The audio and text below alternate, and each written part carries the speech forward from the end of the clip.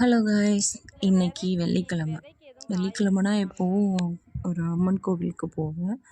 So அங்கே போயிட்டுருக்கும்போது இன்னொரு friend ஒருத்தவங்க சொன்னாங்க, இந்த மாதிரி ஒரு வாராகி அம்மன் கோவில் இருக்குது, அங்கே போயிட்டு வந்துடலான்னு சொல்லிட்டு.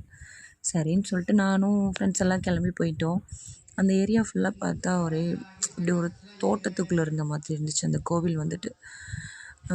கோவில் நல்லா பெருசாக இருந்துச்சு, கூட்டம் நிறைய இருந்தது. அங்கே வந்து என்னென்னா இந்த மாதிரி ஓமக்குண்டம் வளர்த்துருந்தாங்க. ஸோ இது வந்து எனக்கு புதுசாக இருந்தது. இவ்வளோ ஆழமாக இருக்குமான்னு தெரில. எப்போவும் சின்னதாக இருக்கும், நிறைய கோவிலில் நான் அப்படி தான் பார்த்துருக்கேன். ஆனால் இது கொஞ்சம் நல்லா ஒரு ஆள் ஹைட்டுக்கு இருக்கும் போல், அந்த மாதிரி இருந்துச்சு.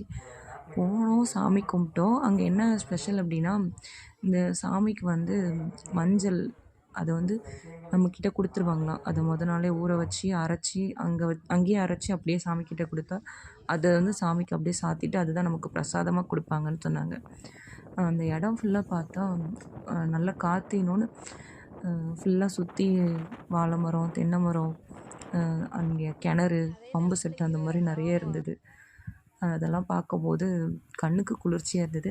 ஸோ கோயிலுக்கு போனோம் அப்படிங்கிற திருப்தியை விட இந்த மாதிரி இடத்த கொஞ்சம் பார்த்தோம். திருநெல்வேலி ஏரியாவில் இந்த மாதிரி இடத்தெல்லாம் கொஞ்சம் பார்க்குறேங்கிறது கொஞ்சம் கஷ்டம். ஸோ இதெல்லாம் பார்த்தேன் அப்படிங்கிறது ரொம்ப சந்தோஷமாக இருந்தது.